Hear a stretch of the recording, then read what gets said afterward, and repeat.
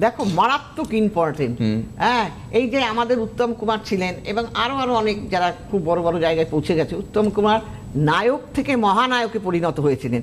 তার মধ্যে এই গজকিশোরী যোগ, এই গজকিশোরী যোগটা একটা দুর্লভ যোগ।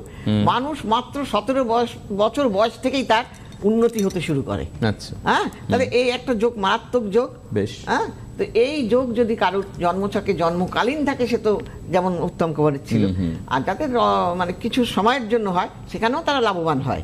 সেই সময়টুকুর জন্য তারা লাভবান। তার মানে আজকের দিনে যারা জন্মগ্রহণ করবে তাদের খুব ভালো হবে, মানে জন্মকালীন ছকে, জন্মকালীন গজকিশোরী যোগ নিয়ে জন্মাবে।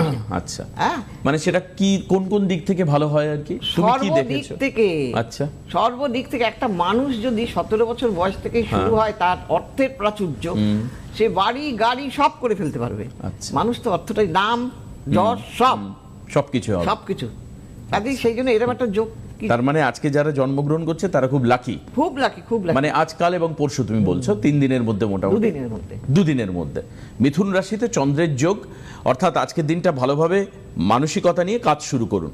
আর যারা যারা সমস্যার মধ্যে রয়েছেন তারাও মাথায় রাখবেন যে আজকের দিনে রেমেডি হলে একটাই চান্স আছে, আজ এবং কাল বিকেল 4টে থেকে অনলাইনে করা। বিকেল 4টে থেকে অনলাইনের জন্য যোগাযোগ করুন। খুব শুভ সময় আজকে। হ্যাঁ, শুভ সময় আপনার ভালো যাবে। হ্যাঁ, এই হচ্ছে কথা। বেশ, কোন কোন রাশি ভালো যাবে? হ্যাঁ, হ্যাঁ বলো একটুখানি, কার ভালো যাবে? মেষ, মিথুন, ধনু, কন্যা, তুলা, এই কটা রাশির জন্য মারাত্মক সময়। কারণ এই যোগটা তারা পেয়ে যাচ্ছে। তাদের আর্থিক জায়গাটা, যারা চাকরি পাচ্ছিল না সেই চাকরির জায়গাটা, কারুর হয়তো টাকা আটকে আছে অনেকদিন ধরে পাচ্ছেন না তারা, এবং যাদের নাকি কিছু নতুন পরিকল্পনা করছেন আমি একটা ব্যবসা করব, তারা সেইখানে কিন্তু আজকে বিনিয়োগ করতে পারেন। তাদের কিন্তু সেই ব্যবসাটায় সে সাফল্যমণ্ডিত হবে। কাজেই এই জিনিসগুলো যারা ফলো করে কাজ করে তাদের কিন্তু জীবনে উন্নতি হয়।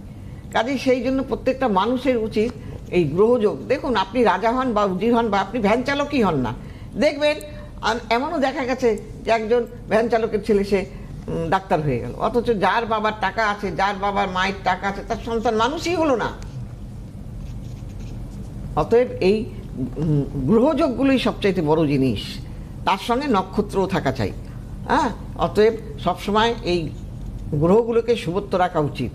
গ্রহ যদি ভালো না থাকে তাহলে আপনি কোনো দিন জীবনে ভালো হয়েও, সুন্দর হয়েও বিয়ে হয় না, অনেক অধিক জ্ঞান থাকা সত্ত্বেও পড়াশোনায় ভালো হয়েও তার চাকরি হয় না।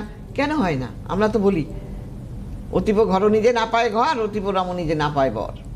কাজেই সেই জন্য এই আমাদের হরোস্কোপই শেষ কথা বলে দেবে, অবশ্য সেটা মানে দেখতে জানতে হবে। একদম। বেশ, চলো এবার একজনের ফোন আছে, নিয়ে নিই।